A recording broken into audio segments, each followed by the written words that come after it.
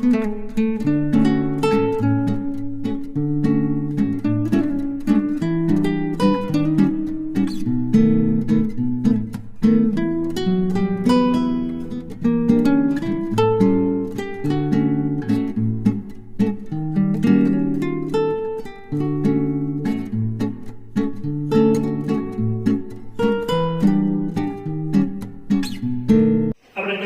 છીએ કે અત્યારે દિન પ્રતિદિન પ્રદૂષણ જે છે એ વધતું જાય છે।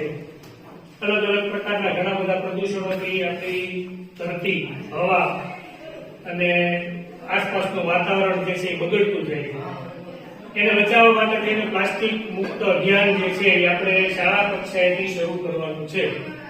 શાળા કક્ષાએથી ગામ કક્ષાએ ધીમે ધીમે જાગૃતતા આવશે લોકોમાં, અને આપણે જો કંઈક નવું કરીશું તો એનાથી આસપાસની જે પૃથ્વી પ્રદૂષિત થાય છે એ પ્રદૂષણ જે છે ધીમે ધીમે ઘટતું જાય છે।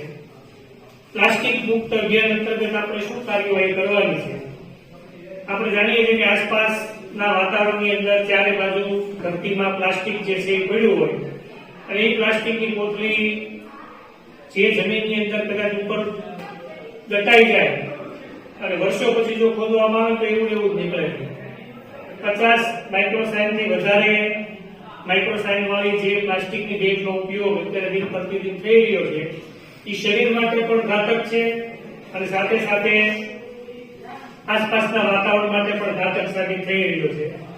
હવે એને પૃથ્વીને આપણે પ્લાસ્ટિક થી બચાવવા માટે શું કરી શકીએ? તો આપણે દિન પ્રતિદિન ઘણી બધા પ્લાસ્ટિકનો ઉપયોગ જે છે કરીએ છીએ, જેમ કે શાકભાજી લેવા જઈએ એવા સમયે પ્લાસ્ટિકની કોથળીઓ લઈને આવતા હોઈએ, ઘરે પાછી કોથળી નોન યુઝ હોય આપણે ફેંકી દેતા હોઈએ છીએ, કચરામાં જવા દેતા હોઈએ છીએ। કચરો જે જગ્યાએ ઠરવાતો હોય એ આસપાસના વાતાવરણને એ કચરામાં રહેલું પ્લાસ્ટિક જે છે એ નુકસાનકારક છે, એટલે આપણે ઘરે આ પ્રકારની પ્લાસ્ટિકની બોટલ જે છે એ રાખવાની, બરાબર?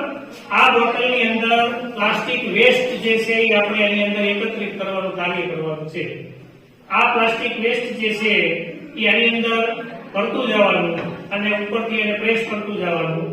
લગભગ 300 થી 350 જબલા પ્લાસ્ટિકના જે છે એની અંદર સમાઈ જાય 1 લીટરની બોટલની અંદર, તો એટલા જબલા આસપાસના વાતાવરણને ખરાબ કરવા માટે બહુ નુકસાનકારક છે। એટલા માટે થઈને આપણે આ જે બ્રિક્સ બનાવીએ એનો ઉપયોગ જે છે એ આપણે ઇકો ક્લબ માટે થઈને કરી શકીએ।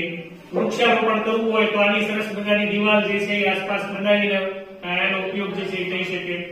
એટલે યોગ્ય રીતે પ્લાસ્ટિક જે છે એ વેસ્ટ પ્લાસ્ટિક જે છે એનો આપણે યોગ્ય રીતે ઉપયોગ કરીએ। એટલા માટે થઈને અલગ અલગ પ્રકારના તમે આવા પડીકાને ખાતા હો છો તો આ પણ વેસ્ટ નીકળતા હોય, તો એ પ્લાસ્ટિક જે છે આપણે જ્યાં ત્યાં ફેંકવાનું, ડસ્ટબિનમાં પણ નથી ફેંકવાનું, પણ ધીમે ધીમે આ પ્લાસ્ટિક જે છે એ આ રીતે બોટલની અંદર જે છે એ પ્રેસ કરીને જવા દેવાનું છે।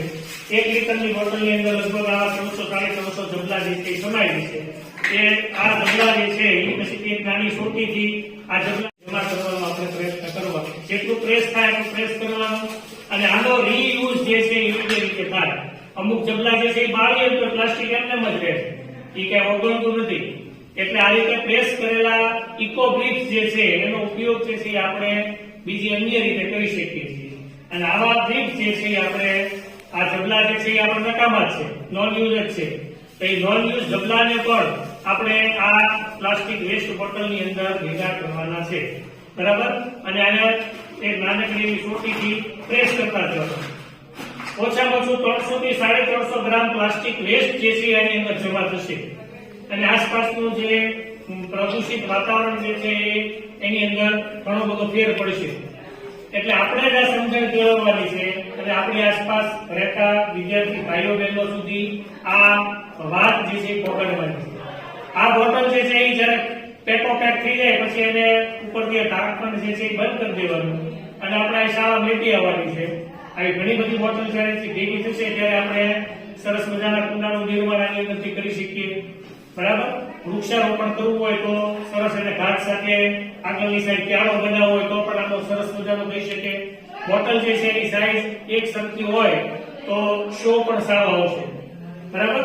એટલે સરસ રીતે અલગ અલગ પ્રકારના પ્લાસ્ટિક વેસ્ટના જે જબલા છે ઘરે બધા ફેંકી દેવાના છે, પણ એ બહાર ફેંકવાની બદલે ઘરે બોટલ રાખવાની અને બોટલની અંદર આ તમામ પ્રકારનું વેસ્ટ મટીરિયલ જે છે એ આપણે ભેગું કરવાનું કાર્ય કરવાનું છે, બરાબર. અને આસપાસનું વાતાવરણ જે છે એને બચાવવાનો પ્રયત્ન કરવાનો છે. ખાસ કરીને જળ પ્રદૂષણ પણ થાય છે આ પ્લાસ્ટિક વેસ્ટથી, અને માટીનું પ્રદૂષણ એટલે કે ભૂમિ પ્રદૂષણ પણ થાય છે. જળમાં કઈ રીતે પ્રદૂષિત થાય કોણ કહેશે? આ પ્લાસ્ટિક જળમાં જાય શું થાય? એમાં રહેલા પ્રાકૃતિક તત્વો જે છે જળમાંથી નાશ પામે, બરાબર. પૃથ્વીમાં જો જાય તો જે જગ્યાએ પ્લાસ્ટિક સચવાયેલું હોય પૃથ્વીના પેટાળમાં ત્યાં કોઈ પણ પ્રકારનું વૃક્ષ ઉગી શકતું નથી, ત્યાં પાણીનો સંગ્રહ પણ થતો નથી. એટલે જેટલું બને એટલું પ્લાસ્ટિક જે છે એને રીયુઝ કરવાનો પ્રયત્ન કરવાનો છે, અને આ પ્રકારના વેસ્ટ જે છે એને વેસ્ટમાંથી આપણે બેસ્ટ બનાવવાનો પ્રયત્ન કરવાનો છે. જો ઘરથી શરૂઆત કરશું તો ધીમે ધીમે આ કાર્ય જે છે એ આગળ વધશે અને આપણું ગામ જે છે એ પણ સ્વચ્છ બનશે. ગામ સ્વચ્છ બનશે તો ધીમે ધીમે તાલુકા અને જિલ્લામાં પણ સરસ રીતે આ કાર્ય જે છે એ થશે. એટલે વિદ્યાર્થી અવસ્થાથી આ જાગૃતતા જે છે એ આપણે કેળવવી જરૂરી છે. ભાઈ આવતો બે આવો અને તમે નાખો થોડું પ્લાસ્ટિક આની અંદર આ વેસ્ટ બોટલની અંદર ભરો.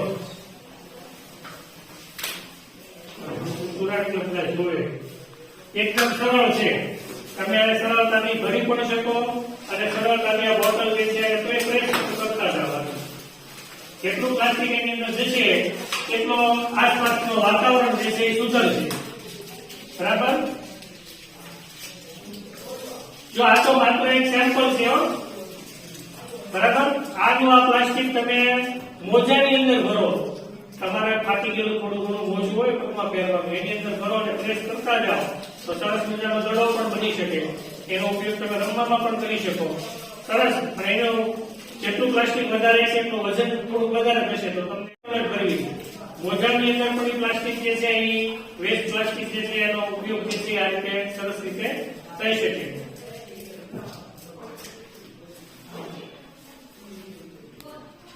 એટલું દબાય એટલું પ્રેસ કરતું જવાનું. આમાં ઘણા બધા હમાઈ જશે જમના.